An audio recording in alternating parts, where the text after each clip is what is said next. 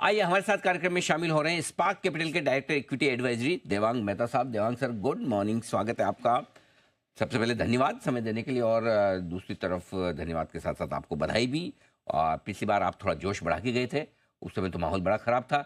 आपने बहुत मजबूती से बोला भी कि यही तो टाइम है लेने का, खरीदिए, और देखिए वहाँ से लगभग लगभग 900,000 पॉइंट अब बाजार ऊपर भी आ गया है। तो पहले आपका व्यू एकदम सही हुआ, उसके लिए बधाई। अब बताएं सर, जान में जान तो आई है, क्या समझा जाए कि वर्स्ट इज बिहाइंड, अब बुरे दिन वापस पहले जैसे नहीं आएंगे, इतना भरोसा रखना ठीक है? Anil ji, thanks for having on the show. और सीरियसली बहुत अच्छा लगता है जब कोई याद करके अप्रिशिएट करता है। तो नेचुरली मैं वाला था, लेकिन आपने खुद बताया है। Thank you so much for this. Yes, we go right, we go wrong, ये सब तो पार्ट ऑफ लाइफ है। बट मेरे हिसाब से जो मुझे लग रहा है अभी, कि जितने भी फैक्टर्स आप भी सुबह बात कर रहे थे, बहुत सारे फैक्टर्स पॉजिटिव दिशा में बढ़ रहे हैं। जैसे मैं हमेशा कहता हूं लोगों को, कि जब जब नेगेटिव न्यूज हावी हो जाते हैं, सेंटिमेंट नेगेटिव होता है, तो आपके फर्स्ट पेज पे नेगेटिव न्यूज आते हैं और पॉजिटिव न्यूज जो है वो 10वें पाने पे आते हैं, 10वें पत्ते पे आते हैं। और आज ऐसा हो रहा है कि जनरली अगर आप देखें तो इंडिया का इकोनॉमिक ग्रोथ बॉटम आउट हो गया है, इन्फ्लेशन कम हो गया है, आईआईपी डेटा थोड़ा पॉजिटिव आ रहा है। एक रेट कट होने के बाद दो रेट कट की और बातें हो रही है। कल एफआईआई स्लाइटली पॉजिटिव हुआ, इसको बहुत पॉजिटिव मैं अभी रीड नहीं करूंगा, बट अगर आप देखें तो वायदे बाजार में, और अगर आप देखें तो कैश मार्केट में भी स्लाइटली पॉजिटिव ट्रेंड्स आने लगी है। और मिड और स्मॉल कैप्स में भी जहां नतीजे अच्छे हैं, सी अच्छा क्या लगता है कि जहां पे नतीजे अच्छे थे, जहां पे फंडामेंटल्स अच्छे हैं, जहां पे रोबस्ट कैश फ्लोज है, वो कंपनीज ने वापस बढ़ना शुरू कर दिया है। मुझे लग रहा है नेगेटिव्स, लोग शायद अभी थक गए नेगेटिव्स पढ़ पढ़ के। शायद वहां पे भी सीज फायर की बात हो रही है, रशिया यूक्रेन की। यूएस में भी जो नेगेटिविटी थी इंटरेस्ट रेट्स की, वो भी धीरे धीरे कम हो रही है। और सबसे इंपॉर्टेंट मुझे ये लग रहा है कि ऐसे वैल्यूएशंस और ऐसे प्राइस पॉइंट्स आपको मिले थे, जो आप लास्ट 4-5 साल से कंप्लेंट कर रहे थे कि मीनिंगफुल करेक्शन नहीं आया है। तो मुझे लग रहा है ये मीनिंगफुल करेक्शन का लोग फायदा उठाना शुरू कर दिया है। और मुझे नहीं लग रहा है कि हम इतनी कमजोरी देखेंगे। यस, गिव एंड टेक, यहाँ से क्या 3-5% करेक्शन और हो सकता है, क्या स्टॉक्स और 5 से 10% गिर सकते हैं on a given day. But I think यहाँ पे क्लियरली आपको अभी अपना नेक्स्ट 2-3 महीना एक बाय का व्यू रखना पड़ेगा। अर्निंग्स भी बॉटम आउट हो गए। आई थिंक आपको शायद अप्रैल मई जून ये क्वार्टर देखना पड़ेगा।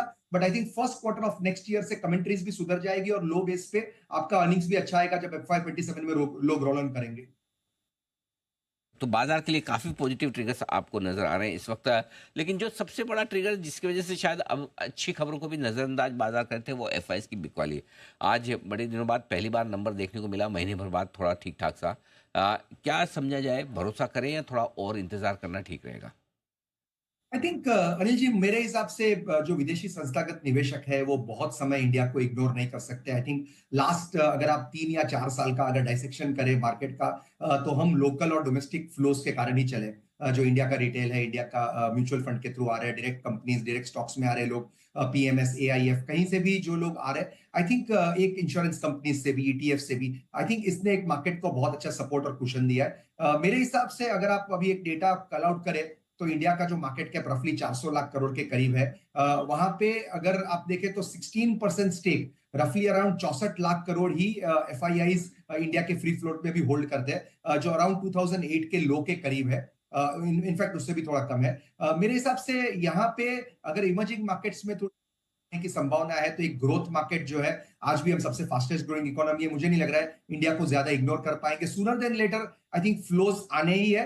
बट मुझे ऐसा लग रहा है कि अमेरिकन मार्केट्स, जो मैं लास्ट टाइम भी कहा था, शायद थोड़े एक्सपेंसिव हो रहे हैं। तो कहीं ना कहीं एक वैल्यूएशन गेम, और डॉलर भी जिस तरह से अगर कमजोर हो रहा है, तो आई थिंक इंडिया में पैसे आने की संभावनाएं बढ़ जाती है। तो I think I be little positive on flows. हालांकि फ्लोज बहुत डिसेप्टिव होते हैं, तो इस पर कमेंट करना डिफिकल्ट है, बट मुझे लग रहा है सूनर देन लेटर विदेशी संस्थागत निवेशक इंडियन मार्केट को भी बाय करने आएंगे।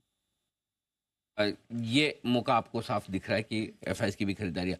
अब बड़ा सवाल है कि निवेश कहाँ किया जाए सर, क्या कुछ पसंद है आपको इस बाजार में? नहीं जी, हम काफी समय से ये कह रहे हैं कि ऐसा नहीं है कि सब सेक्टर्स चेंज हो जाएंगे। नई रैली में नॉर्मली लोग कहते हैं कि नए सेक्टर्स आएंगे, आ सकते हैं 2 या 3। कंजम्पशन चला ही नहीं है, शायद डिस्क्रिशनरी कंजम्पशन सेक्टर्स आ सकते हैं, शायद नॉन डिस्क्रिशनरी भी थोड़ा बहुत आ सकता है। बट जहां ज्यादा कन्विक्शन बैठ रहा है, वो ऐसी कंपनीज है या ऐसे सेक्टर्स है जो इंडिया के या तो कैपेक्स वाले व्हील पे या कंजम्पशन वाले व्हील, ये दो व्हील्स पे इंडिया की इकोनॉमी चलेगी। और जो तीसरा व्हील है, वो हमेशा कहता हूँ क्रेडिट ग्रोथ।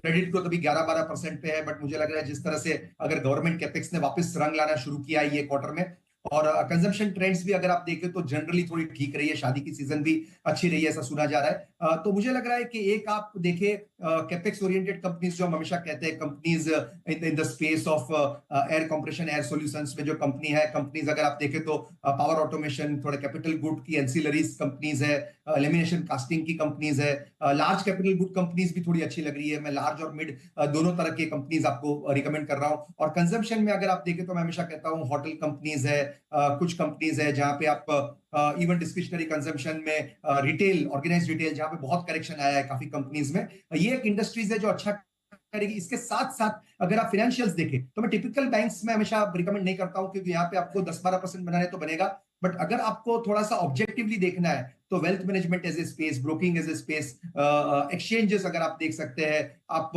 डिपॉजिटरीज देख सकते हैं, एएमसीज, आई थिंक ये स्पेस बहुत अच्छा लग रहा है आफ्टर अ करेक्शन, जहां पे मीनिंगफुल करेक्शन हुआ है। तो मुझे लग रहा है आप एक समन्वय करें अगर इस तरह तरह के बिजनेसेस, कंजम्पशन और कैपेक्स का, एक अच्छा पोर्टफोलियो बन सकता है। Interesting.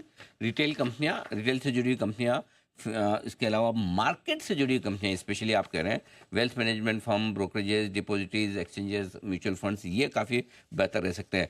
Global sectors, specially IT, pharma, metal, इस पर क्या राय है आपकी? अनिल जी, मैं बहुत समय से ये बोल रहा हूँ कि जो ग्लोबल डिपेंडेंस वाले सेक्टर्स है, जहाँ पे आपको पता है कि नैरेटिव्स एवरी आवर चेंज हो रहे हैं, हर हर हर दिन तो छोड़ दीजिए, बट हर घंटे कोई नया साउंड, नया रिटोरिक आता है। तो मुझे लगता है उससे थोड़ा सा अगर आप दूर रहे या एटलीस्ट अंडरवेट रहे, तो ज्यादा फायदा होगा।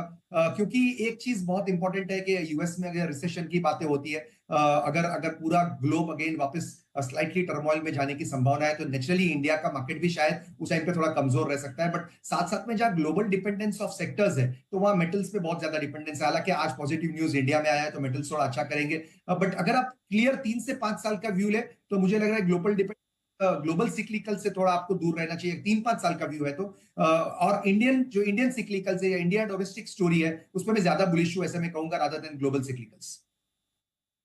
ये ज़्यादा बेहतर होगा आपके लिए निवेश करने के लिए। आज से भारतीय कंपनियां और भारतीय इकोनॉमी से जुड़ी हुई कंपनियों पर फोकस करना ज़्यादा बेहतर आपके लिए। धन्यवाद देवांग सर, हमें समय देने के लिए और विस्तार से बाजार पर और सेक्टर्स पर अपनी राय हमारे दर्शकों के सामने रखने के लिए। शुक्रिया सर आज।